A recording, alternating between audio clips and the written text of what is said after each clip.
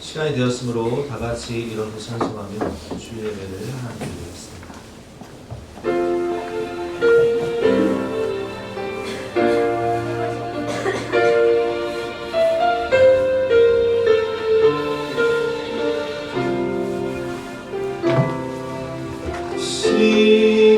십자가로 가까이 나를 이끄시고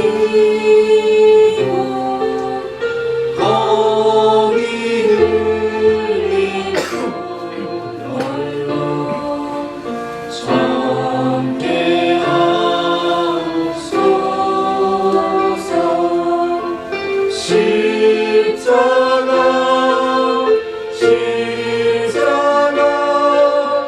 무한 영광일세. 요단강을 건너는 영원한 시간에 십자가에 가까이 내가 떨고 섰네. 거기 있는 새벽별 내게 비추시네. 십자가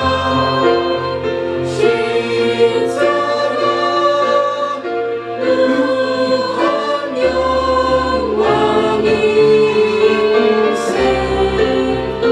요단강을 건너는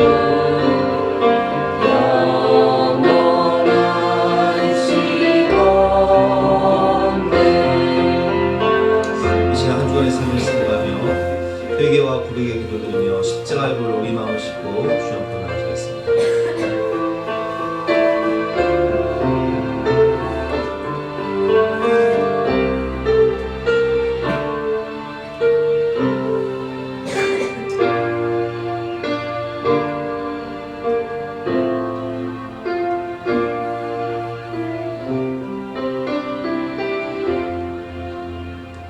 하나님 감사합니다. 복된 날, 기쁨의 날, 주님의 날을 맞이하여서 우리가 이렇게 하나님 전에 나와서 주님을 찬양하며 예배할 수 있는 특권을 주시고 또 회개할 때 거룩한 보혈로 우리 마음을 정결케 하셔서 복받을 그릇으로 정결한 그릇으로 우리를 준비시켜 주시니 감사합니다. 오늘도 이 예배를 통하여서 하나님의 깊은 사랑을 느끼고 풍성한 은혜를 체험할 수 있도록 역사하여 주시옵소서. 감사드리며 거룩하신 예수 그리스도 이름으로 기도드렸사옵나이다. 영원하신 성령으로 말미암아 흠없는 자기를 하나님께 드린 그리스도의 피가 어찌 너의 양심을 죽은 행실에서 깨끗하게 하고 살아계신 하나님을 섬기게 하지 못하겠느냐. 그러므로 주 예수 그리스도 안에 있는 자에게는 결코 정죄함이 없느니라. 아멘. 사죄를 확신하며 다같이 사도신경으로 우리의 신앙을 고백하시겠습니다. 나는 전능하신 아버지 하나님 천지의 창조주를 믿습니다. 나는 그의 유일하신 아들 우리 주 예수 그리스도를 믿습니다. 그는 성령으로 잉태되어 동정녀 마리아에게서 나시고 본디오 빌라도에게 고난을 받아 십자가에 못 박혀 죽으시고 장사인 지 사흘 만에 죽은 자 가운데서 다시 살아나셨으며 하늘에 오르시어 전능하신 아버지 하나님 우편에 앉아 계시다가 거기로부터 살아있는 자와 죽은 자를 심판하러 오십니다. 나는 성령을 믿으며 거룩한 공교회와 성도의 교제와 죄를 용서받는 것과 몸의 부활과 영생을 믿습니다. 아멘. 다 같이 앉으셔서 함께 찬송하시겠습니다.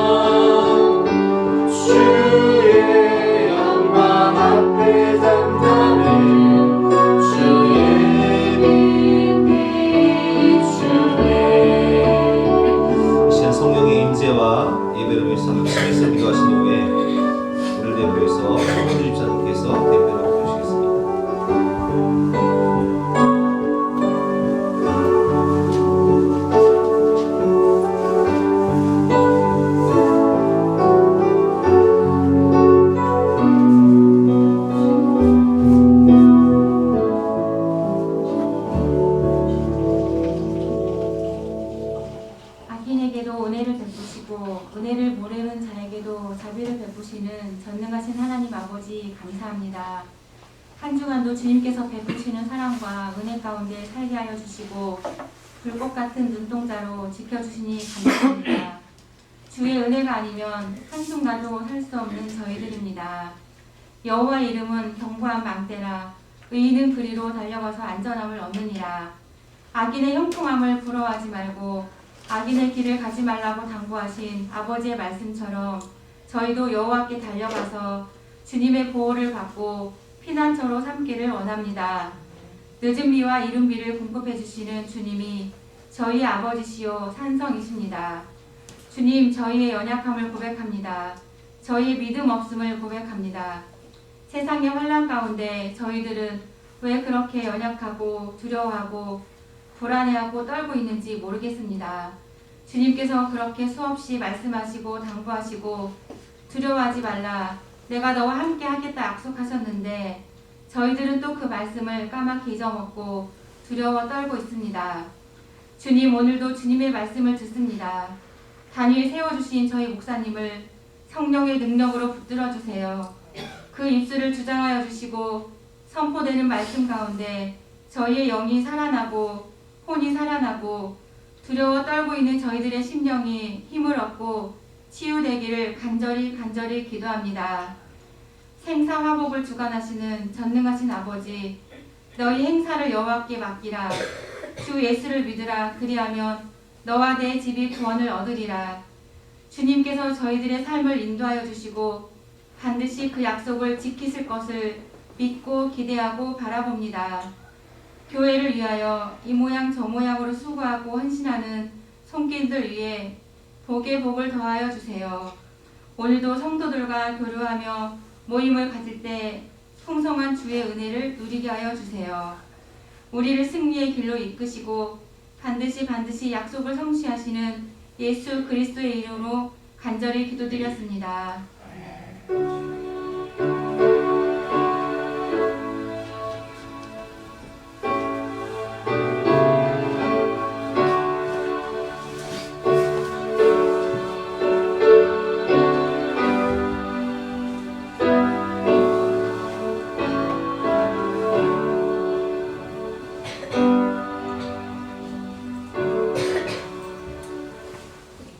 반갑습니다. 오늘도 주님을 사랑하는 마음으로 주님 전에 오신 여러분들을 주님의 이름으로 환영하고 축복합니다.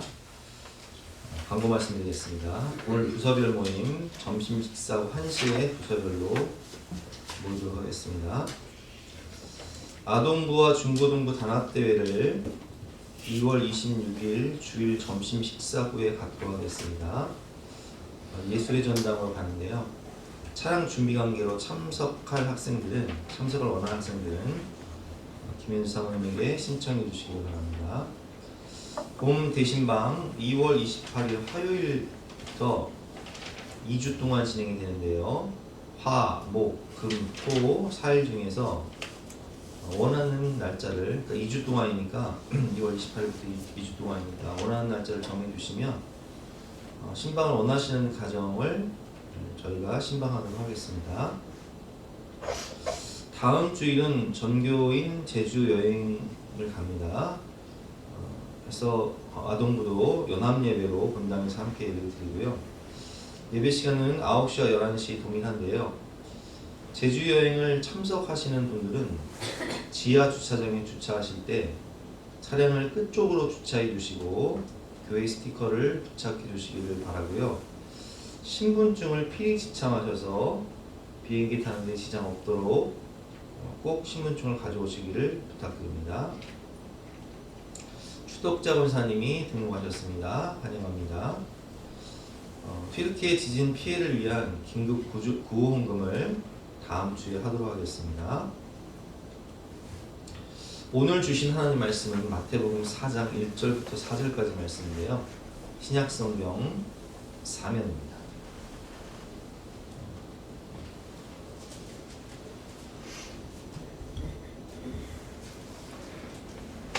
마태복음 4장 1절부터 4절까지의 말씀 제가 공부하겠습니다. 그때 예수께서 성령에게 이끌려 마귀에게 시험을 받으러 광야로 가사 40일을 밤낮으로 금식하신 후에 줄이신지라.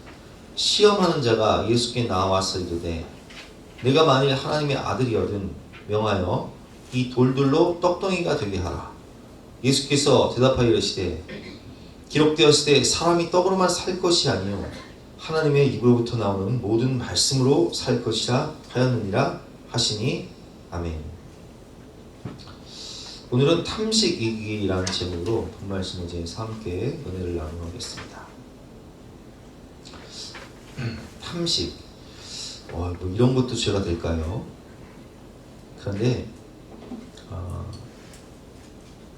우리를 죽이는 7가지 죄 중에 탐식이 들어가 있습니다.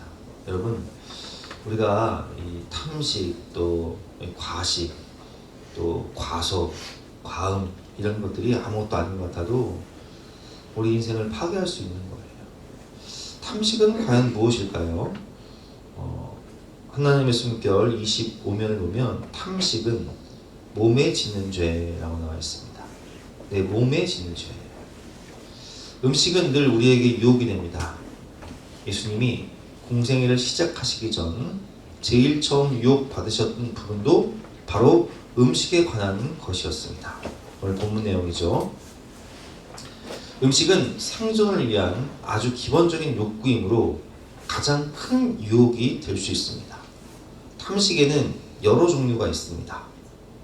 음미하거나 감사할 틈도 없이 빨리 먹어치우는 속식, 과도한 음식이나 집착으로 개걸스럽게 먹는 폭식, 까다롭게 먹는 미식, 사치스럽게 먹는 호식 등입니다. 음식에 의한 즐거움에 끌려다니는 것이 탐식입니다. 이렇게 나와 있는데 탐식이 왜 위험하냐? 탐식의 위험을 25면에 이렇게 표현하고 있습니다. 탐식은 본능을 자극하고 육체의 소욕에 굴복하게 만듭니다. 갈라디아서 5장 17절 말씀. 육체의 소욕은 성령을 거스르고 성령은 육체를 거스리나니 이 둘이 서로 대적하므로 너희가 원하는 것을 하지 못하게 하려 함이니라. 사탄은 공생애를 시작하시는 예수님을 육체의 소욕에 굴복하도록 유혹했습니다. 유혹은 예수님이 40일 금식을 마치신 직후 곧 본능을 죽이고 하나님의 음성을 따라 살기 위해 행하신 경건의 훈련 직후에 찾아왔습니다. 훈련과 유혹은 맞닿아 있습니다. 사탄은 인간의 허점을 공략합니다. 그렇기 때문에 위험하다라고 나와 있고요. 탐식은 인간의 본능을 가장 직접적으로 자극할 뿐만 아니라 육체의 소욕을 가장 적나라하게 드러내게 합니다.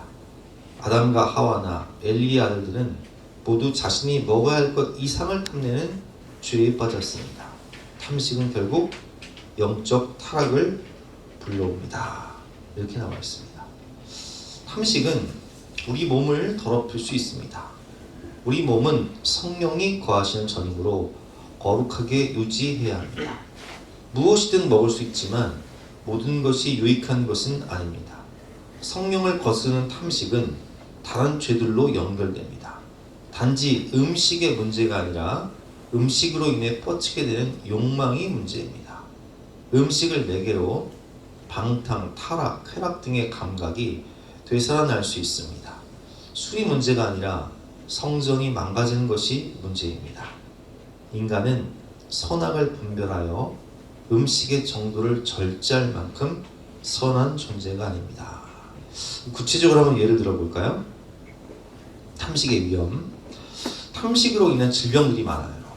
우리가 탐식 아까 배웠지만 폭식, 과식 이런 그 탐식으로 인해서 위장병도 생기고 또 지방간, 고혈압, 혈관 질환, 콜레스테롤이 혈관을 막아서 혈관 질환도 많이 생기고 그리고 당뇨, 비만, 또 고도비만으로 인한 우울증 이런 모든 질병들이 탐식에서 시작된 것입니다. 그리고 우리가 오늘 탐식에 포함된 건 기호식품도 포함돼요. 그래서 인간은 음식을 절제할 만큼 선한 존재가 아닙니다 라고 되어 있는데 예를 들면 기호식품 같은 경우 술, 담배, 대마초 이런 것들이겠죠. 과학으로 인해서 얼마나 많은 사람들이 윤창호법을 만들긴 했지만 우리가 수시로 뉴스를 보면 얼마나 많은 사람들이 음주운전 때문에 사망하는지 몰라요. 그리고 그 음주 때문에 자기의 몸이 망가지고 그리고 주폭으로 인해서 가정이 얼마나 고통을 받고 많은 가정들이 해체가 되는가. 가정의 고통이 오죠. 그리고 로마 제국의 멸망 원인 중 중요한 원인이었던 것이 탐식입니다. 국가적 낭비예요. 빌리티우스 황제나 클라우디우스 황제는 이 모든 연회에 참석하기 위해서 음식을 먹고 토하는 또 다음 연회에 참석하기 위해서 배부르게 먹고 그걸 다 토해버리고 또 다음 연회에 참석하는 그런 생활을 했다고 합니다. 결국 이런 국가적 낭비로 인해서 로마가 멸망당하게 되는데 이렇게 내 몸에 죄를 짓는 질병을 가져오고 가정의 고통을 가져오고 또 국가적인 낭비를 가져오는 이 탐식, 어떻게 해야 탐식을 이길 수 있을지 우리가 본 말씀을 통해서 함께 배워보도록 하겠습니다. 첫 번째로 검소하며 절제해야 합니다. 26면을 보면 이렇게 나와 있습니다. 과도한 탐식으로 인해 식물의 유전자가 조작되고 생태계가 파괴되는 일들이 벌어지고 있습니다. 바른 식탁은 검소한 식탁입니다. 미국 같은 나라는 아직 사형제도가 실제 실행이 되는데 사형을 집행하기 전에 사형수에게 마지막 만찬으로 무엇을 먹고 싶냐 해서 그 사람이 무엇을 먹고 싶든 그 마지막 식사니까 다 해줘요. 여러분 우리가 만약 우리가 사형의 마지막 식사를 한다면 여러분은 어떤 음식을 먹겠습니까? 우리 예수님은 어떤 음식을 드셨을까요? 우리 예수님은 십자가에 죽기 전날 밤 제자들과 함께 마지막 만찬을 하시면서 성만찬을 하시는데 그 메뉴가 뭐냐면 유월절 식탁이에요. 무교병, 누룩을 넣지 않은 빵이죠. 그리고 포도주, 유월절 양고기, 그리고 그 양고기에 함께 먹을 쓴나물 정도. 이 정도가 예수님의 마지막 만찬이었어요. 굉장히 검소한 식탁이었죠.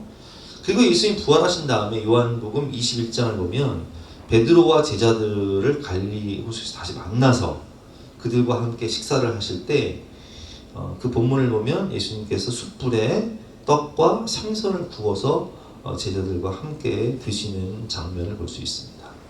여러분 예수님은 하나님이신데 하나님이신 예수님이 이 땅 가운데 사람의 몸을 입고 오셔서 식사를 하실 때 로마의 황제처럼 그렇게 폭식하지 않으셨어요. 그냥 검소한 식탁. 그러니까 우리는 우리 그 평소의 식탁을 한번 돌아봐야 돼. 내가 식탁을 차릴 때 얼마큼 검소한가. 이 무절제가 주는 문제들은 굉장히 많습니다. 먹을 만큼만 장을 보고 과도하게 쌓아놓지 말아야 되는데 집집마다 이런 분들 한 분씩은 다 계실 거예요. 어떤 가정들은 집에 가면 냉장고가 막 대형 냉장고가 막 2대, 3대, 김치 냉장고가 막 2대씩 있어가지고 막 식당하는 것도 아닌데 거기에 막 엄청나게 음식이 쌓여져 있어요. 근데 그 음식들을 쌓아놓고 어떤 경우는 막 그 냉장고에 뭐가 들어있는지도 몰라요. 그러다가 냉장고 청소를 하려고 하다 보면 거기에 막 쌓아둔 고기라든지 생선이라든지 또 채소라든지 이런 거를 버리면서 뭐라고 얘기하냐면은 야 이게 얼마나 귀한 건데 얼마나 비싸게 주고 산 건데 하면서 아깝다고 하면서 버려요. 주변에서 우리 많이 볼 거예요. 목사님 저거 내 얘기하는 거 아닌가? 맞아요 여러분. 집집마다 있다니까요. 다 해당이 돼요. 냉장고에서 음식이 냉장고에서 썩어지도록 놔둬요. 그 탐식으로 인한 과도한 지출이 얼마나 많이 되는지 음식 사는 것도 돈이고요. 버리는 것도 돈이고 그것을 보관하기 위해서 냉장고를 요즘 전기세 굉장히 비싸잖아요. 전기세 나가는 것도 돈이고요. 그리고 그 냉장고들이 차지하는 그 공간도요. 굉장한 그 지출이 됩니다.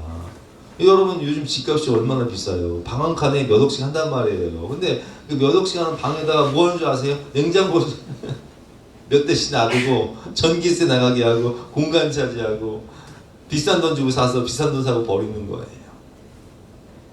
그래서 제가 통계를 조사해 보니까 음식물의 7분의 1 정도가요,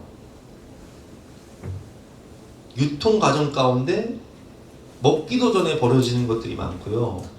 그리고 먹지 못하고 버려지는, 그게 7분의 1 정도 된다는 거예요. 그래서 연간 얼마 정도가 지출되냐면 연간 20조 원이 이렇게 낭비로 지출된다는 거예요. 경제적 손실이 온다는 거예요. 음식물 쓰레기 처리 비용만 한 해 8천억 원. 또 어마어마하죠. 제가 아까 국가적 낭비라고 말씀드렸는데, 이 탐식이, 우리의 욕심이 우리나라도 이런 국가적 낭비로 연결되는 것을 우리가 볼 수 있습니다. 그리고 이로 인한 환경 문제, 음식의 낭비로 발생하는 온실가스 규모를 하나의 국가로 본다면 중국과 미국에 이어 세계 세 번째 수준의 온실가스 배출 국가가 우리나라입니다. 온실가스가 뭐냐면 지구 온난화의 주범. 그 지구 온난화, 여러분 뭐 요즘에 우리나라 굉장히 올겨울 굉장히 추웠잖아요. 왜 그래요? 뭐 다 뉴스 보셔서 아시겠지만 이제 그 시베리아에서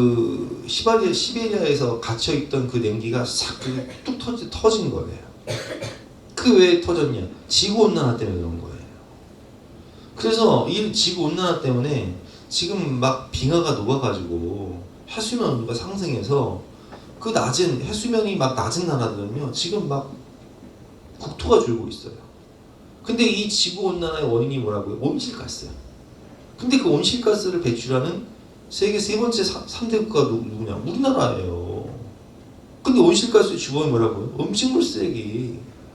심각한 거예요, 이게. 저도 설교를 준비를 하면서 사실 뭐 탐식이라는 주제를 가지고 저도 설교를 해본 적이 없기 때문에 이 설교를 준비하면서 굉장히 많은 공부를 했는데 이런 어려움이 있다는 거예요. 그리고 음식물 쓰레기 중 상당수가 염분이나 향신료 등이 포함되어 있기 때문에 토지에 굉장히 나쁜 영향을 미칠 수 있습니다. 특별히 하천 오염의 주범이 될 수 있어요. 그러니까 우리가 이렇게 뭐 라면 국물 같은 거라든지 이런 짠 음식을, 찌개 같은 것을 하수구에 붓잖아요. 그러면 그것을 정화하기 위해서 필요한 그 지출하는 비용이요 어마어마합니다. 그리고 생태계 문제도 발생을 하죠. 해양 생태계 파괴 원인이 바로 이 탐식 때문이에요. 먹지도 않을 걸 그냥 싹쓸이로 잡아버리는 거예요. 제가 어릴 때만 해도요, 뭐 명태, 황태, 동태 이거 흔한 생선이었어요. 왜냐면 속초, 막 고성 이런 데서 굉장히 많이 잡혔거든요. 근데 이걸 막 쌍끌이 그물로 남획해버린 거예요. 새끼들을, 그 어족 자원을 보호하지 않고 그 작은 새끼들까지 다 씨를 말려버린 거예요. 그 결과 지금 우리나라는요, 아무리 나라에서 국가적인 사업으로 이 명태를 복원하려고 해도요 복원되지가 않아요. 그래서 국가에서도 명태 복원 사업은 실패했다. 수천억 원을 들여서 명태 복원 사업을 했는데 그게 안 됐어요. 이런 그 어족 자원, 생태계 파괴, 심지어 많은 그런 어패류들이 멸종 위기에까지 가는 그런 모습을 볼 수 있습니다. 먹지도 못하고 버려지는 해산물. 저도 이제 가끔 예를 들면 멸치볶음 같은 거, 멸치볶음 이렇게 해가지고 뒀다가 안 먹고 버린 경우 있잖아요. 그러면 저는 그 멸치들한테 너무 미안한 거예요. 왜? 아니 여러분 생각해보세요. 멸치가 태어나서 바다에 잡혀가지고 그나마 사람한테 우리가 먹으면 덜 억울해. 왜냐면은 그래도 우리가 하나님의 일을 열심히 하면 하나님 나라에 그 도움을 준 거잖아요. 멸치들이, 뭐 새우들이. 근데 그걸 먹지도 않고 버려. 그럼 걔네들은 왜 잡힌 거예요 도대체? 왜 죽은 거예요? 아니 상식적으로 한번 생각해보세요. 얼마나 억울해. 나를 먹지도 않을 거면서 왜 잡냐고요. 그 많은 생명들을. 그래서 저는 참 그런 부분들을 생각하면 너무 참 그런 생물들한테 너무 참 죄송할 때가 너무 많아요. 소중한 생명을 먹지 않고 버리는 것은 죄예요. 제가 어렸을 때 할머니가 맨날 음식 아끼지 않고 버리면 죄 받는다 맨날 그런 말씀하셨는데, 이런 그게 정말 죄입니다. 건강에 대한 문제도 생기죠. 적당히 먹어야 하나님이 주신 몸의 건강을 유지할 수 있는데, 음식과 기호식품에 절제를 해야 되는데 그게 안 돼요. 무슨 얘기냐면, 우리 아까 하나님의 숨결 그 25면에 보면 인간은 음식을 절제할 수 있을 만큼의 선한 존재가 아닙니다, 이렇게 나와 있어요. 제가 옛날에 처음에 중고등부 사역을 할 때 아이들한테 이런 얘기를 했어요. 성경에 보면 술 취하지 말라고 돼 있지 술 먹지 말라는 말 없으니까 맥주 한 잔 정도는 괜찮지 않겠냐? 맥주 한 잔도 괜찮아요. 술 안 취하면 되잖아요. 근데 문제가 뭔지 아세요? 맥주를 어떤 컵으로 마실 거냐 그러면? 인간이요 얼마나 악한 줄 아세요? 맥주 한 잔 1000cc 먹어버려 그냥. 그러니까 여러분, 이게 한 잔이요, 한 잔이 2잔 돼버려. 그럼 한 잔은 괜찮고 2잔은 뭐 죄입니까? 하면서 2잔 먹어. 2잔이 3잔 돼버려. 그리고 이제 맥주가 소주로 바뀌어. 그럼 소주 한 잔은 괜찮겠네요 하면서 1000cc에 부어버려. 그러니까 이게 인간이요, 음식을 절제할 수 있을 만큼 선한 존재가 아니에요. 그런 아예 원천봉쇄를 하지 않으면요, 이거 뭐 술 한 잔 정도 괜찮지. 한 잔이 2잔 되고 2잔이 10잔 되는 거예요. 그러다가 술을 먹고 술이 나를 먹어버려요. 그리고 그 술이 내 건강을 파괴하고 가정을 얼마나 고통스럽게 만들지 몰라요. 인간은 음식을 절제할 수 있는 그런 수준이 못 돼요. 여러분, 제가 군대에 있을 때 친구들이, 그 군대 동기들이 이래요. 담배를 피면서 식후 연초는 뭐 불로장생? 이게 무슨 말인지 아세요? 밥 먹고 피는 담배는 불로장생이라는 거예요. 건강에 좋다는 거예요. 참 부실 좋아. 근데 문제는 뭔지 아세요? 밥 먹고만 피는 줄 아세요? 하루 3번? 줄담배를 펴요. 줄담배를. 이게 인간은요, 절제할 수 있는 그런 수준이 안 돼요. 그래서 그런 술, 담배, 흡연으로 인한 질병들이 얼마나 많이 있습니까? 간접 흡연으로 인한 고통. 그래서 요즘 사회적 문제가 뭐예요? 집집마다 아파트 생활하다 보니까 그 밑에 층에서 올라오는 담배 연기 문제 때문에 심지어 살인사건도 일어나요. 그리고 또 사회적 문제가 있죠. 제가 지난주에 우리 속초를 가면서 은지하고 언제가 제 뒤에 앉아가지고 대화를 했는데, 은지가 미국 뉴욕에 있었거든요. 뉴욕에서 이제 역사를 했는데, 뉴욕 같은 경우는 대마초가요 합법화가 됐어요. 대마초가 마약이잖아요. 그러니까 대마초를 안 피는 사람이 거의 없다는 거예요. 그 뉴욕 거리에요, 대마초 연기가 얼마나 심한지 은지가 한국에 와서 너무 감사했던 건 대마초 냄새를 안 맡을 수 있으니까. 왜냐면 뉴욕 거리 자체가 대마초 피는 사람들로 가득하기 때문에 그냥 대마초 냄새가 쩔었다는 거예요. 공기가 탁해졌다는 거예요. 그러니까 이 대마초를, 이게 마약 종류인 대마초를 먹고 얼마나 많은 범죄와 사건과 사고들이 많이 일어나겠습니까? 그러니까 우리가 뉴스 봤지만 뉴욕 같은 그 도시는 지하철이요, 우리 옛날처럼 이렇게 문이 없어요. 안전망이라고 하나, 하여튼 그런 보호 장치가 안 돼 있어요. 근데 노숙자들이 대마초를 먹고 그냥 사람을 밀어버린대요. 그래서 사람을 죽여요. 근데 은지가 살고 있던 그 역에서 바로 그 사건이 일어났어요. 그래서 은지가 그런 얘기를 하더라고요. 저도 만약에 그 자리에 있었으면 그렇게 죽었을 거야. 총기 난사 사건 얼마나 많이 일어나고 있습니까? 이게요, 인간이 먹지 말아야 할 것을 먹는 탐식, 먹지 말아야 할 것을 대마초를 왜 먹어요? 근데 이게 미국에 유학 갔다 온 학생들이 지금 우리나라도 지금 심각하잖아요. 이게 미국에 유학 가서 거긴 대마초가 합법화되다 보니까 거기서 대마초를 먹는 거예요. 근데 그게 중독이 돼버렸어. 그래서 대마초를 집에서 길러가지고 몰래 유통을 시켜서 적발된 사건이 얼마 전에 있었죠. 재벌 2세, 3세, 그리고 연예인들, 또 며칠 전에는 또 연예인 한 명이 대마초 양성이 나와가지고 지금 시끄러운데, 이런 사회적 문제들이요 심각하다는 거예요. 이게 탐식의 문제예요. 먹지 말아야 할 것을, 마치 아담과 하와가 먹지 말아야 할 선악과를 먹음으로 인해서 이런 사건이 벌어졌듯이, 이런 탐식의 문제로 인해서 심각한 건강의 문제, 그리고 사회적 문제, 환경 파괴의 문제, 생태계 문제, 지구온난화 문제, 이런 심각한 문제들이 발생하고 있습니다. 그래서 여러분, 기호식품의 경우, 여기서 기호식품이라는 것은 술, 담배, 대마초와 같은 그런 부류의 기호식품을 말씀드린 건데, 절제할 수 없거든 절대 먹지 말아야 돼. 술 한 잔 마시고 그냥 절제할 수 있으면 그게 뭐 죄가 되겠습니까? 그런데 절제가 안 되잖아요. 그래서 먹지 말아야 되는 거예요.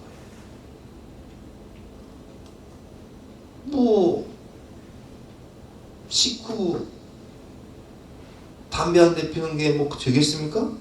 근데 절제가 안 되잖아요. 하루 종일 술 담배 피잖아요. 그래서 먹지 말아야 되는 거예요. 아예 시작을 하지 말아야 돼요. 두 번째로 우리가 탐식을 이기기 위해서는 나눔과 사랑을 실천해야 합니다. 26명이죠. 음식의 절제는 나눔과 사랑으로 연결됩니다. 교회는 주님의 식탁을 함께 나누는 신앙 공동체이며 예수님의 보혈로 형제 자매된 자들의 배고픔을 돌봐야 하는 밥상 공동체입니다. 그래서 교회는 참 먹는 게 중요해요. 우리도 주일날 이제 식사를 시작해서 함께 식탁 공동체를 다시 식사를 시작하면서 식탁 공동체가 시작이 되니까 교회가 생기가 돌아요. 교회가 교제가 시작이 돼요. 대화가 시작이 돼요. 활동이 시작이 되는 거예요. 밥상 공동체이기 때문에. 교회는 가족이기 때문에. 그래서 예수님도 제자들과 뭐 하셨어요? 밥상 공동체를 이루셨어요. 성찬식을 하셨단 말이에요. 성찬은 찢어지는 빵과 부어지는 포도주로부터 시작됩니다. 예수님은 자기의 몸을 찢어주셨잖아요. 이것은 너희를 위하여 주는 바 내 몸이니 받으라 먹으라 나를 기념하라. 이것은 너희를 위하여 흘린 바 나의 피부 언약의 피니 받으라 마시라 이렇게 말씀하셨잖아요. 우리는 성찬을 가리켜 그리스도의 몸에 참여한다고 말합니다. 예수님의 살과 피에 참여하는 자마다 생명을 얻습니다. 성도는 떡을 떼면서 자신의 몸도 떼어주는 사람입니다. 그러므로 넉넉한 음식은 탐식의 대상이 아닌 생명 나눔의 기회입니다. 그러니까 여러분, 음식을 풍성하게 준비하는 건 좋은 건데 그걸 쌓으려고 하지 마시고 그거를 나누세요. 나눠 먹으면 참 행복해요. 먹지 않아도 기뻐요. 자신의 살과 피를 나누어 주신 예수님의 모습을 우리 요한복음 6장에서 볼 수 있습니다. 예수님께서 뭐라고 말씀하시죠? 오병이어의 기적을 행하신 다음에 많은 사람들이 떡의 메시아, 예수님께 우리는 배고프니까 떡의 메시아를 기다리고 있으니까 예수님을 막 왕으로 삼으려고 한단 말이에요. 근데 그때 예수님께서 뭐라고 말씀하세요? 사람이 떡으로만 사는 것이 아니요. 중요한 것은 내가 이 땅에 온 것은 떡의 메시아로 온 것이 아니다. 나는 너에게 생명을 주기 위해서 왔다 라고 말씀하시면서 예수께서 이르시되 내가 진실로 너에게 이르노니 인자의 살을 먹지 아니하고 인자의 피를 마시지 않으면 너희 속에 생명이 없느니라. 내 피를 먹고 내 몸을 먹고 내 피를 마셔라 하면서 자기의 몸을 주셨죠. 자기의 생명을 주셨다는 거예요. 교회는 주님의 몸이기 때문에 성도인 우리는 한 피, 예수 그리스도의 그 보혈의 피, 한 피 받아 한 몸 이룬 형제여 친구들이며 가족이라는 거예요. 그래서 그 초대교회의 모습을 보면요, 사도행전 2장에 보면 십탁 공동체가 어떤 공동체인지를 잘 볼 수 있는데, 사도행전 2장 44절 말씀, 믿는 사람이 다 함께 있어 모든 물건을 서로 통용하고 또 재산과 소유를 팔아 각 사람의 필요를 따라 나눠주고 날마다 마음을 같이하여 성전에 모이기를 힘쓰고 집에서 떡을 떼며 기쁨과 순전한 마음으로 음식을 먹고. 그 초대교회는 항상 이 소그룹이 모여서 떡을 떼며 음식을 같이 먹고 함께 말씀을 배우고 기도하는 가족 공동체였다는 거죠. 하나님을 찬미하며 온 백성에게 칭송을 받으니 주께서 구원받는 사람을 날마다 더하게 하십니다. 그러니까 교회가 부흥이 된 거예요. 여러분, 냉장고에, 제가 아까 말씀드렸지만 우리가 냉장고에 냉장고 털어보면 이게 우리가 보면 딱 알아요. 야, 이거 내가 이거 과연 유통기한 지나기 전에 먹을 수 있을까 없을까? 그 양 보면 안다고요. 그럼 꼭 유통기한 지나고 나서 이걸 또 버려야 되는데 그 비싼 거를 또 못 버려요. 비싸다고, 아깝다고, 그 아끼다 똥 된다고, 그 못 버려 그걸. 그걸 또 처박아 놔 냉장고에. 그러다 이제 나중에 버려. 한 번에 대청소하면서. 여러분, 그렇게 하지 마시고 냉장고에 내가 먹을 수 있는 분량만 딱 놔두고 나머지는요, 유통기한 지나기 전에 싱싱할 때 먹을 수 있을 때 주변 사람들에게 나눠주세요. 교회 성도들이나 주변 사람들, 이웃들, 친척들, 가족들한테 나눠주세요. 그 유통기한 지난 다음에 주면요, 안 주니만 못해. 주고 욕먹어요 그거. 내가 무슨 음식물 쓰레기통이냐? 이거 뭐 어떡하라고? 나보고 보이라는 거야? 이게 욕먹는 짓이에요 이게. 언제 주라고요? 먹을 수 있을 때, 싱싱할 때. 여러분, 국내에만 해도요, 전국에 28만 명의 결식 우려 아동이 있고요, 국내 취약계층의 30%는 영양 불균형에 시달린다는 통계를 봤습니다. 하나님이 창조하신 아름다운 지구, 나눔을 통한 사랑의 실천은 지구를 살리는 위대한 실천입니다. 여러분, 무슨 캠페인 문구가죠? 이거 캠페인 문구예요. 제가 설교 준비하면서 캠페인 이 조사를 해보니까 이런 통계를 통해서 캠페인을 하더라고요. 음식물 쓰레기 20%를 줄이면 연간 1,600억 원의 쓰레기 처리 비용이 줄어들고 에너지 절약 등으로 5조 원에 달하는 경제적 이익이 생긴다는 거예요. 그러니까 여러분, 이게 나눔을 실천한다는 거, 주님의 마음으로 주변 사람들에게 내가 미리 나눠주는 것, 이 나눔을 실천하는 그 자체가요, 나도 살고 남도 살리는 사랑의 실천임을 우리가 깨달아야 합니다. 적당한 나눔과 절제가 지혜예요. 우리가 잔치집을 가든 또 교회에서 우리가 매주 식사를 하잖아요. 매주 식사를 할 때 제가 항상 식사 끝나고 나면 이거 다 싸가지고 각 가정별로 나눠주시라고. 근데 나눠드리라고 할 때 중요한 게 뭐냐면 내가 먹을 만큼만 가져가야 돼요.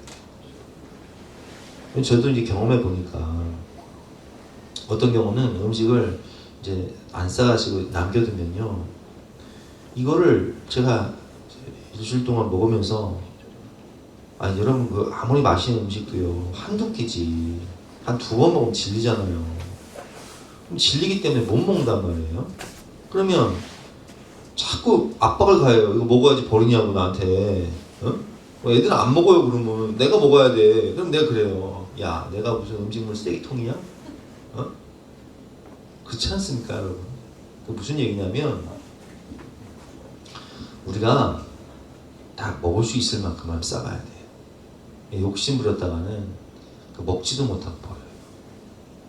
그러니까 여러분, 주일날 식사 끝나고 싸가실 때 가급적 골고루 싸가세요. 공평하게. 근데 먹을 만큼만 싸가세요. 또 안 싸가시면 제가 그것도 일주일 동안 담당해야 돼요. 그럼 저 괴로워요, 진짜. 힘들어. 이러지도 못하고 저러지도 못하고. 그러니까 잔치 음식도 그렇고 교회 음식도 그렇고 어떻게? 적당히 먹을 수 있을 정도만, 한두 끼 정도 맛있게 먹을 수 있을 정도만 싸가는 것이 지혜라는 거예요. 세 번째는 영적인 기쁨을 추구해야 된다는 거예요. 26면이죠. 예수님은 말씀으로 유혹을 물리치셨습니다. 육체적인 것에서 탈피하여 영적인 것을 추구하는 것이야말로 탐식을 물리치는 가장 좋은 방법입니다. 세상은 떡으로 사는 것을 최고의 가치로 삼지만 성경은 사람이 하나님의 말씀으로 사는 존재임을 분명히 합니다. 신명기 8장에도 나와 있죠. 사람이 떡으로만 사는 것이 아니요 여호와의 입에서 나오는 모든 말씀으로 사는 줄을 내가 알게 하려 하십니다. 오늘 본문 내용이에요. 오늘 본문에도 예수님께서 사탄을 물리치실 때 이 돌덩이를 떡덩이가 되게 하라 이렇게 유혹할 때 뭐라고 말씀하시죠? 사람이 떡으로만 사는 것이 아니요 하나님의 입에서 나오는 모든 말씀으로 사는 것이다 라고 이렇게 유혹을 물리치시죠. 만일 먹는 것이 삶의 목표였다면 예수님은 돌들로 떡덩이가 되게 하셨을 거예요. 그리고 오병이어의 기적을 행하시고 사람들이 예수님을 임금 사원을 할 때에 그들의 그 욕구에 맞춰서 임금이 되셔서 떡의 메시아가 되셨을 거예요. 그러나 예수님은 그렇게 하지 않으셨어요. 왜 그러냐? 예수님은 하나님의 일을 이루기 위해서 육체의 소욕을 제거하는 것이 중요함을 우리에게 보여주셨다는 거예요. 먹는 기쁨도 인생의 기쁨 중 아주 중요한 기쁨 중에 하나입니다. 저도 이렇게 목회가 먹회라고 하잖아요. 목회가 먹회라고 하는데 성도들과 함께 잘 제가 지난주에도 우리 청년 아이들 데리고 속초를 가서 이제 회를 먹이니까 아이들이 너무 잘 먹는 거예요. 너무 기뻐요. 목회가 먹회니까 저도 맛있게 먹었지만 아이들이 먹는 모습을 보면서 또 선생님들이 맛있게 먹는 모습을 보면서 너무 기쁜 거예요. 그래서 우리 어르신들 모시고 제가 효도공간을 가도 아주 맛있는 걸 사드리고 또 우리 교회에서 우리 다음 주에 제주도 함께 가겠지만 제주도 가서도 먹는 코스들을 참 이렇게 맛집으로만 선정을 해서 맛있는 것들만 갖가지 육류 해산물 해가지고 골고루 맛있는 것들을 이렇게 정해서 다니는데 먹는 기쁨도 인생의 기쁨 중 큰 기쁨이기 때문에 그래요. 그러나 먹는 기쁨보다 우리는 더 큰, 더 아름다운 기쁨을 추구하며 살아야 합니다. 요한복음 4장을 보면 예수님께서 수가성, 그러니까 사마리아 수가라는 동네에 가셔서 우물가에서 한 여인을 만나세요. 근데 그때의 제자들은 어디 갔냐? 예수님께서 시장하시니까 음식을 구하러 갔단 말이에요. 그래서 음식을 가지러 간 사이에 예수님이 그 우물가의 여인을 만나서 그 여인을 전도하죠. 근데 그 여인이 예수 만난 그 기쁨 때문에 자기의 인생에 가장 그 보물과도 같은 물동이를 버려두고 마을로 들어가서 와보라, 이는 그리스도가 아니냐 하면서 온 동네 사람들을 다 전도한단 말이에요. 사람들이 막 몰려와요. 예수님께 제자들이 음식을 가져다 드리면서 이렇게 말합니다. 4장 31절 말씀에 그 사이에 제자들이 청하여 이르되 랍비어 잡수소서 이르시되 내게는 너희가 알지 못하는 먹을 양식이 있느니라 이렇게 말씀하세요. 이게 무슨 얘기냐면은 나는 지금 이 음식을 안 먹어도 배고프다. 왜? 기쁨이 넘치니까. 마을 사람들이 지금 다 전도돼가지고 많은 영혼들이 구원받고 있거든요. 33절 말씀 제자들이 서로 말하되 누가 잡수실 것을 갖다 드렸는가? 예수님 배부르다 하시네. 안 먹어도 배부르다 이렇게 말씀. 누가 예수님 뭐 더 맛있는 거 갖다 드렸나? 이렇게 생각합니다. 34절 말씀에 예수께서 이르시되 나의 양식은 내 삶의 목표는 음식 먹는 게 중요한 게 아니다. 나의 양식은 나를 보내신 이의 뜻을 행하며 그의 일을 온전히 이루는 이것이니라 이렇게 말씀하세요. 너희는 넉 달이 지나야 추수할 때가 이르겠다고 하지 아니하느냐. 그러나 나는 너희에게 이르노니 너희 눈을 들어 밭을 보라. 희어져 추수하게 되었도다. 거두는 자가 이미 삭도 받고 영생에 이르는 열매를 모으나니 이는 뿌리는 자와 거두는 자가 함께 즐거워하게 하려 함이라. 예수님의 참 기쁨은 많은 영혼들이 구원받을 때 그 모습을 바라보면서 안 먹어도 배부르다 이렇게 말씀하시는 거죠. 여러분 의사가 가장 보람을 느낄 때는요. 우리 그 슬기로운 의사생활이라는 드라마를 보면 그 의사들이 언제 기쁨을 느끼냐. 막 가족들이 이 환자 가족들이 와서요, 제발 우리 남편 살려달라고, 우리 아빠 살려달라고 막 애원을 해요. 근데 이 아빠가, 이 남편이 살아야 기쁘죠. 살아야. 수술이 성공해서 살면 온 가족들이 의사 선생님께 와서 너무 감사하다고, 선생님이 우리 가족의 평생의恩이라고. 그래서 그 살아난 사람이요, 의사 선생님한테 막 감사하다고 몇 번을 막, 그 모습을 볼 때 얼마나 흐뭇하겠어요. 그럼 수술을 하기 위해서는 장시간에 수술해야 하기 때문에 먹지 못하고 수술할 때도 있지만, 먹는 기쁨보다 더 큰 기쁨이 뭐예요? 생명이 살아나는 기쁨. 우리 지금 뭐 튀르키예 우리나라에서 구조대 파견돼가지고 뭐 뉴스 보니까 또 한 명 또 구조했더라고요. 여러분, 그 먼 나라까지 가서 구조대가 무슨 납수를 가겠어요? 먹으러 간 거 아니잖아요. 생명을 구원할 때에 그 지진으로 인해서 막 삶과 죽음의 기로에 있는 영혼들이 구원받을 때 한 사람만 구원해도요, 그 보람과 기쁨은 정말 말할 수 없이 큰 거예요. 막 겨울에 화재 많이 나잖아요. 화재가 많이 막 불타오르는 막 그 사람들이 막 그 불 속에 갇혀가지고, 정말 고통 가운데 삶과 죽음의 기로에 있을 때 소방관들이 그 한 생명 한 생명을 구원하면요, 그 기쁨은 이루 말할 수가 없는 거예요. 그럼 우리 성도의 기쁨이 뭐예요? 우리 성도의 가장 큰 기쁨은 먹는 기쁨이 아니에요. 무슨 기쁨이에요? 죽을 영혼이 살아나는 거. 지옥 갈 영혼이, 여러분, 화재 가운데 죽어가는 사람들의 그 고통은 지옥 고통이에요. 지옥의 특징이 뭐예요? 꺼지지 않는 불이잖아요. 영원한 목마름이잖아요. 구더기도 죽지 않잖아요. 그 지옥 갈 영혼이 구원받을 때 주님은 뭐라고 말씀하세요? 나는 안 먹어도 배부르다. 가장 고귀한 기쁨이죠. 가장 높은 기쁨이에요. 최고의 기쁨은 바로 살리는 기쁨, 영혼 구원의 기쁨인 것입니다. 누가복음 15장 21절에 보면, 이 탕자가, 둘째 아들이 아버지 재산을 가지고 와서 허랑방탕하여 재산 다 날리고 오잖아요. 창기와 함께 재산 다 말아 먹어버리잖아요. 근데 21절에 아들이 회개하고 돌아오면서 아들이 이르되, 아버지, 내가 하늘과 아버지께 죄를 지었사오니 지금부터는 아버지의 아들이라 일컬음을 감당하지 못하겠나이다. 나를 종 중에 하나로 여겨주세요. 이렇게 요구하거든요. 그러나 아버지는 종들에게 이르되, 그 무슨 말이냐? 넌 내 아들인데 가서 제일 좋은 옷을 내어다 입히고 손에 가락지를 끼우고 발에 신을 신기라. 넌 내 아들이라는 거예요. 그리고 이 죽은 줄 알았던 아들이 살아오니까 너무 기뻐서 살찐 송아지를 끌어다가 잡으라. 우리가 먹고 즐기자. 이 내 아들은 죽었다가 다시 살아났으며 내가 잃었다가 다시 얻었노라 하니 그들이 즐거워하더라.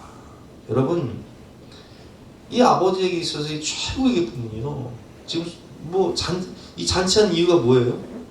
아들이 살아왔기 때문에. 이게 바로 영혼 구원의 기쁨, 살리는 기쁨, 생명 구원의 기쁨인 거예요. 사도행전에도 보면 바울과 바나바가 전도여행을 가는데요, 이방인들이 듣고 기뻐하여 하나님의 말씀을 찬송하며 영생을 주시기로 작정된 자는 다 믿더라. 이런 말씀이야. 막 전도를 하는데 아무나 구원받는 건 아니에요. 영생을 주시기로 작정된 자들이 있다는 거예요. 하나님이 이미 하나님의 백성으로 택한 백성들이 있다는 거예요. 49절 말씀에 주의 말씀이 그 지방에 두루 퍼지니라. 이에 유대인들이 경건한 귀부인들과 그 신의 유력자들을 선동하여 바울과 바나바를 박해하게 하여 그 지역에서 쫓아내버립니다. 추방당하는 거예요. 지금 두 사람이 그들을 향하여 발에 티끌을 떨어버리고 이고니온으로 가거늘 제자들은 기쁨과 성령이 충만합니다. 추방당하면서도 기쁜 이유가 뭐예요? 못 먹고 못 입고 헐벌이고 굶고 고생하고 핍박받고 박해를 받으면서 기쁜 이유가 뭐냐고요? 영생을 주시기로 작정된 자는 다 믿더라. 나 때문에 한 가정이 살고 나 때문에 한 영혼이 구원받을 때 그 기쁨은 이루 말할 수 없는 거예요. 제자들이 기쁨과 성령으로 충만합니다.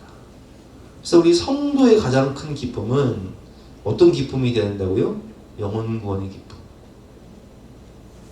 차원 높은 기쁨이 되야 되는 거예요.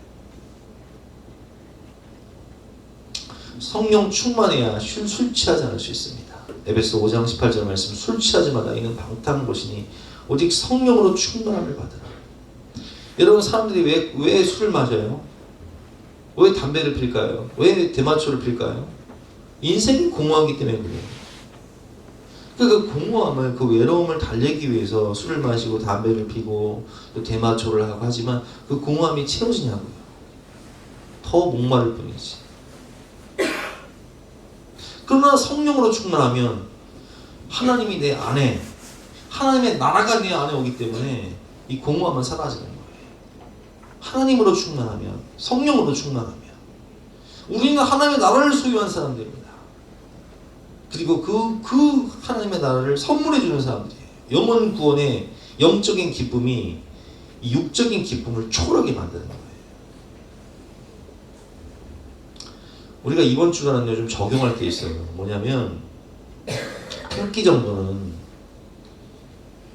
커피를 안 마시거나, 예를 들면 내가 카페 가서 커피 마실 돈을 아낀다든지, 아니면 가족들과 함께 소고기를 먹을 것을 돼지고기를 함께 먹는다든지, 아니면 한 끼를 금식하든지 하면서 그 한 끼를 금식한 돈을 우리 터키를 돕기 위한 지진 구원금으로 내는 거예요. 그리고 그냥 내는 게 아니라 그 영혼들을 위해서 기도해야 되는 거예요.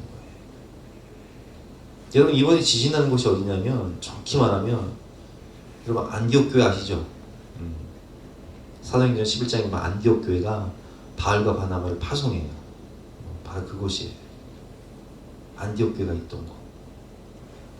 그리고 터키라는 나라는 오늘 이번 지진 나는 곳이 어떤 곳이냐면, 우리 6.25 전쟁 때 터키가 세계에서 4번째로 우리나라에 군인을 많이 파송한 나라예요. 이 혈맹 국가죠. 그 군인들이 출항했던 항구가 바로 지진 나는 곳이에요. 그러니까 우리는 그들에게 참 사랑의 빚을 졌어요. 물론 지금 터키는 여러분 다 아시는 대로 무슬림 국가예요. 이슬람이에요. 성경에 나온 소아시아 7교회가 다 터키에 있고, 그리고 1차 전도여행, 3차 전도여행의 주 도시들, 뭐 루스트라, 더베, 그리고 다소, 이런 그 사도 바울의 고향이었던 다소, 이 다 터키에 있어요. 성경의 땅이에요. 근데 성경의 땅임에도 불구하고 지금 다 무슬림이에요.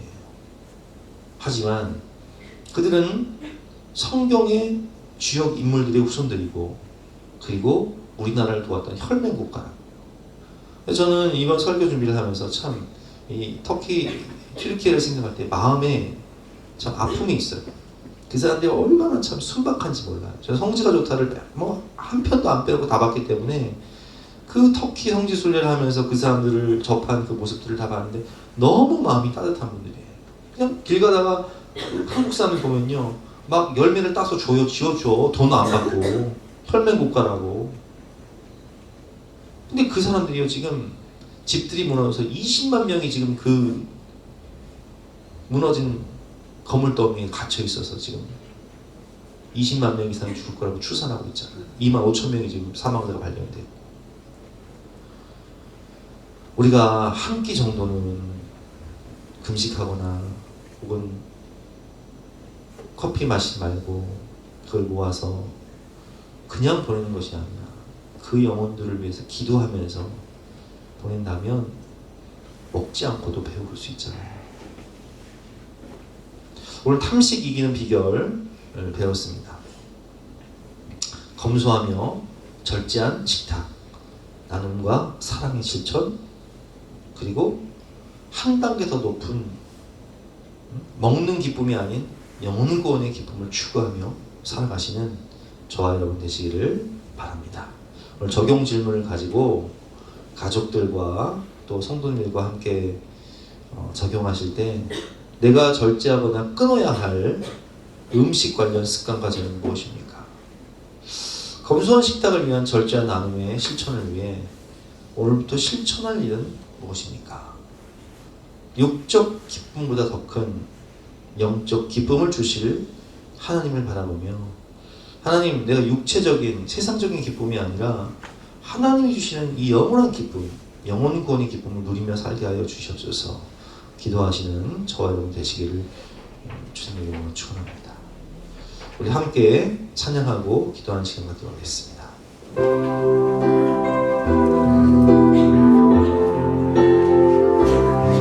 우리 박수 치면서 찬양하겠습니다. 먼저 그 나라와 그를 구하라. 그 나라와 그 일을 그리하면 이 모든 것을 너희에게 더하시리라.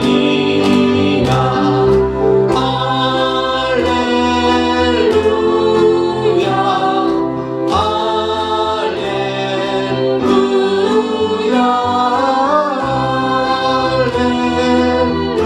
할렐루야 할렐루야 할렐루야. 사람이 떡으로만 살 것 아니요 하나님 말씀으로 그리하면 이 모든 것을 너에게 더하시리라.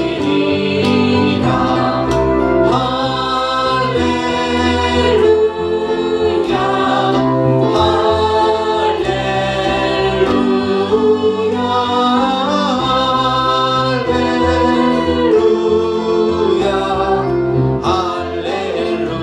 할렐루야. 구하라 너희에게 주실 것이요 찾으면 찾으리라. 문 두드리면 열릴 것이라. 할렐루야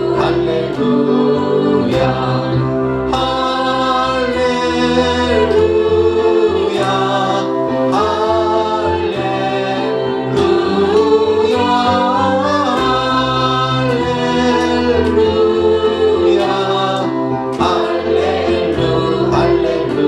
할렐루야. 주신 말씀 붙잡고 간절한 마음으로 기도하며 나가시겠습니다.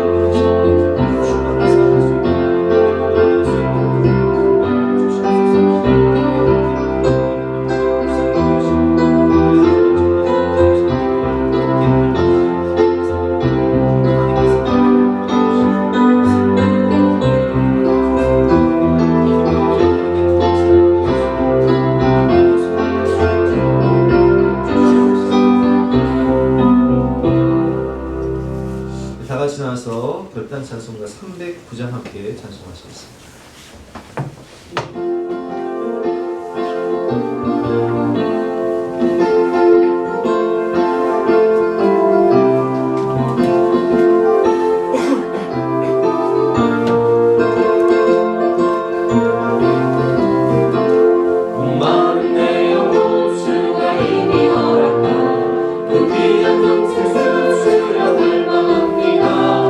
약속 따라서 힘써 간구하오니 오 주여 내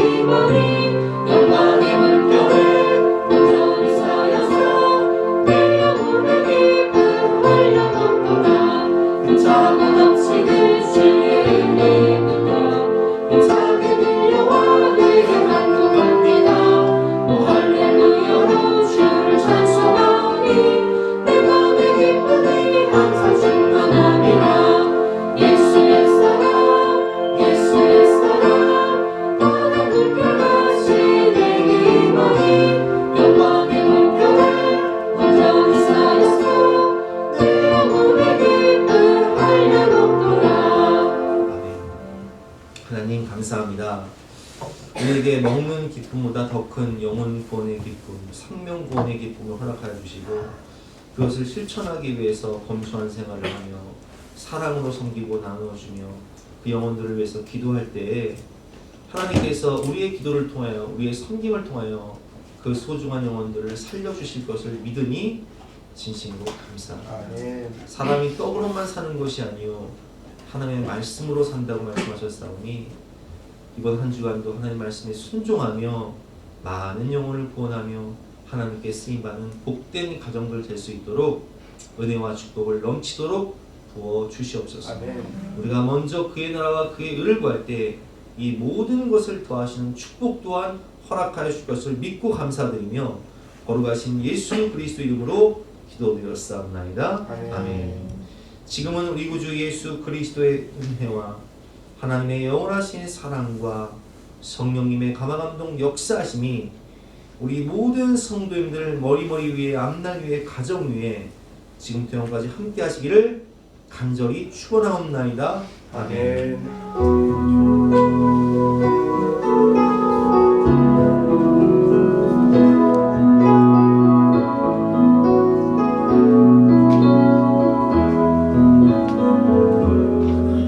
주께서 밝히신 작은 촛불이 어둠을 헤치고 타오르네. 그 빛에 우리 모두 하나 되어 온 우리에 비추게 하소서. 이 고요함이 깊이 번져갈 때 저 가슴 벅찬 노래 들리네. 다시 하나가 되게 이끄소서.